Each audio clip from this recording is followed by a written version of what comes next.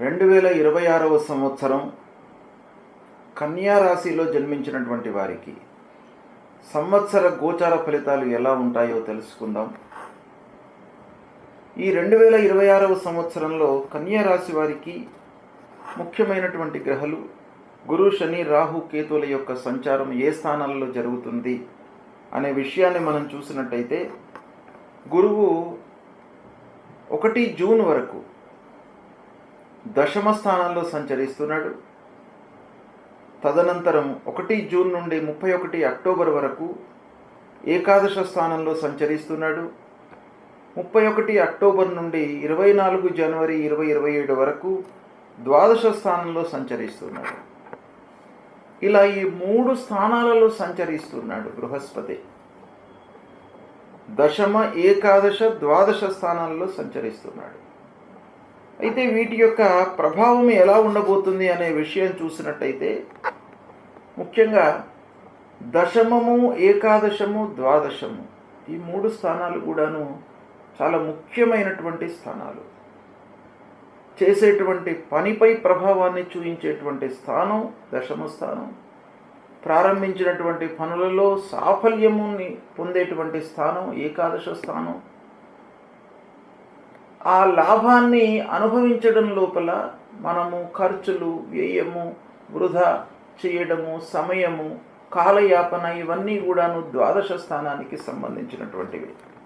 ముఖ్యంగా ఈ 3 కూడాను ముఖ్యమైనటువంటి స్థానాలు గనక, ఈ స్థానాలలో ఉన్నప్పుడు గురువు యొక్క ప్రభావం ఎలా ఉంటుంది అనేది చూసినట్టయితే, ప్రారంభంలో అంటే 1 జూన్ వరకు ఆ చేసేటువంటి పనిపైన గురువు యొక్క ప్రభావం ఉంటుంది.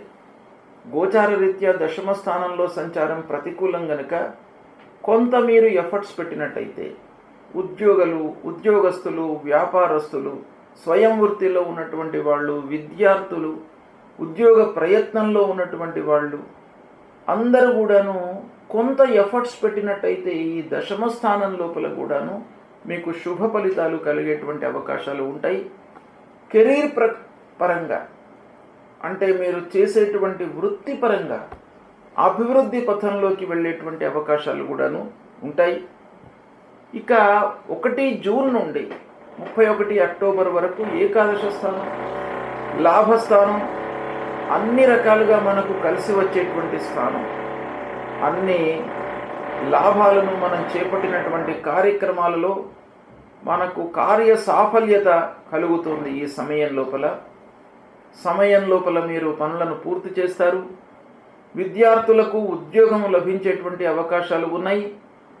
చాలా రోజుల నుంచి మీరు ఎదురు చూస్తున్నటువంటి వారికి వివాహము నిశ్చయం కావడము, సంతానము పొందడము, ఇలాంటివి శుభ ఫలితాలు ఈ సమయం లోపల జరిగేటువంటి అవకాశాలు బాగా కనబడుతున్నాయి. దాని తర్వాత మళ్ళీ 31 అక్టోబర్ నుండి 24 జనవరి 2027 వరకు ద్వాదశ స్థానం గనక శుభమూలకంగా కొంత ఖర్చులు పెట్టిస్తాడు. అంటే వ్యయము ఎక్కువ జరుగుతుంది కనుక కొంత నియంత్రణ అవసరము. అయినప్పటికీ శుభ విషయం లోపల మీరు పనులు చేస్తారు కనుక ఓవరాల్గా గురువు యొక్క అనుకూలత ఈ సంవత్సరము ఉంది కన్యా రాశి వారికి. ఇక శని ఈ సంవత్సరం మొత్తం కూడాను సప్తమ స్థానంలో సంచరిస్తున్నాడు. శని సప్తమ స్థానంలో సంచరించడం మూలకంగా ఇంటి లోపల కొంత ప్రభావాన్ని చూపిస్తాడు. ఎలాంటి ప్రభావము అనంటే, భార్యాభర్తల మధ్యన అన్యోన్యత లేకపోవడం, ప్రతి విషయం లోపల కూడాను గొడవ పడడము, తద్వారా కొంత గ్యాప్ ఏర్పడము, వ్యాపారస్తులకు భాగస్వాములతో ఇబ్బందులు, పెద్దలతో స్నేహపూర్వకము, భక్తిపూర్వకమైనటువంటి వాతావరణం లేకపోవడము, ఇలాంటివి శని మూలకంగా సప్తమ స్థానంలో సంచారము తద్వారా కలిగేటువంటి ఫలితాలు. కనుక కొన్ని విషయాలలో మీకు శుభసూచకమైనటువంటి ఫలితాలు ఉన్నప్పటికీ శని మూలకంగా మట్టుకు పరీక్షా సమయమే అని మనం చెప్పుకోవాలి. ఎందుకంటేను చాలా విషయాలలో మీకు ఓపిక అవసరము శని మూలకంగా ఈ సమయంలో. ఇక 6వ స్థానంలో రాహువు సంచరిస్తున్నాడు ఈ సంవత్సరం మొత్తం కూడాను.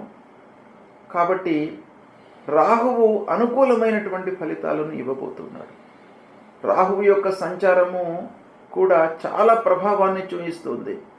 మానసికమైనటువంటి దృఢత్వము ఉన్నట్టయితే మీరు అద్భుతాలను సాధిస్తారు. కనుక రాహువు మూలకంగా మీకు మానసికంగా మీరు స్థిరంగా ఉంటారు. శత్రువులు మిత్రువులుగా మారుతారు. సమాజంలో మీకు మంచి పేరు వస్తుంది. ఇక ఆరోగ్య సమస్యల నుండి విముక్తులవుతారు. ఇలా అన్ని విధాలుగా మీకు రాహు మూలకంగా మంచి ఫలితాలు కలిగే అవకాశాలు ఉన్నాయి. అయితే మీరు ఒక ప్రోగ్రాం ప్రకారంగా పనులు చేసుకున్నట్టయితే ఈ రాహువు మీకు చాలా మంచి ఫలితాలను ఇస్తాడు. అంటే పని మీరు ఏదైతే తలపెడతారో దాన్ని ముందుగానే మీరు ఒక ప్రణాళికాబద్ధంగా మీరు చేసుకున్నట్టయితే రాహువు మీకు సపోర్టుగా ఉంటాడు. 6వ స్థానంలో ఉండేటువంటి రాహువు అన్ని విధాలుగా మీకు సహాయకారిగా ఉంటాడు. ఇక ఇదే సమయంలో 12వ స్థానంలో కేతువు సంచరిస్తున్నాడు.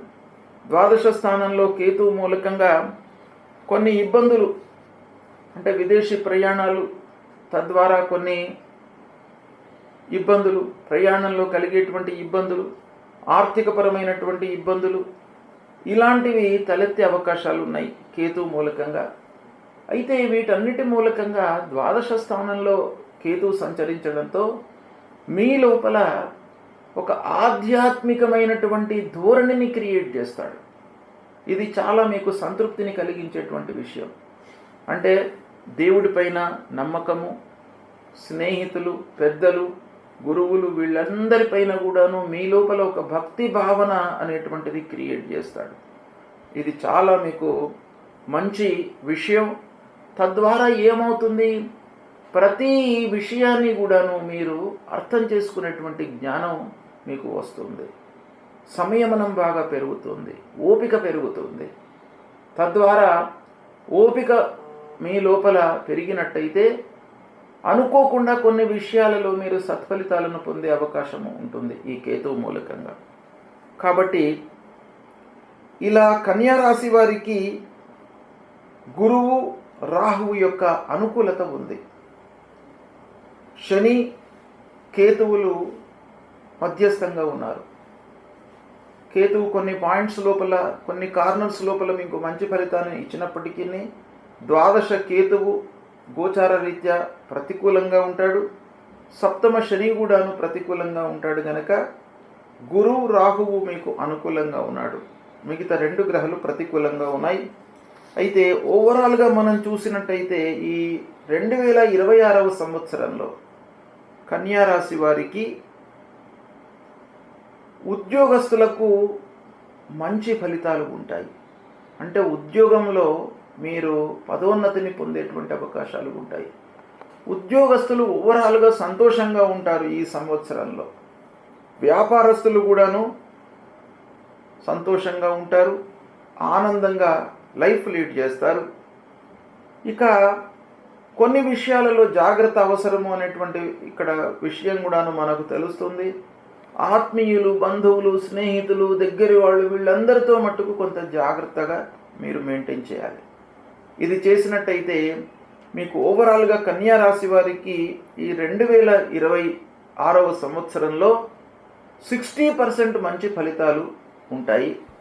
కాబట్టి దీన్ని మీరు ఉపయోగించుకొని గురువు మూలకంగా మంచి ఫలితాలు, తర్వాత రాహు మూలకంగా మంచి ఫలితాలు ఉన్నాయి. కాబట్టి మిగతా గ్రహాల మూలకంగా కలిగేటువంటి పరిణామాలను, ఆ ప్రభావాన్ని మీరు కొంత అనలైజ్ చేసుకొని దానికి అనుగుణంగా మీరు కార్యక్రమాలు చేపట్టినట్టయితే తప్పకుండా మీకు మంచి ఫలితాలు కలుగుతాయి.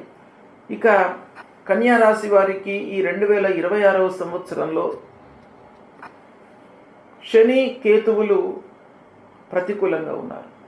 కనుక శని ప్రీత్యర్థమై ఆంజనేయ స్వామి దర్శనం చేసుకోండి, నవగ్రహాలను సందర్శించుకోండి.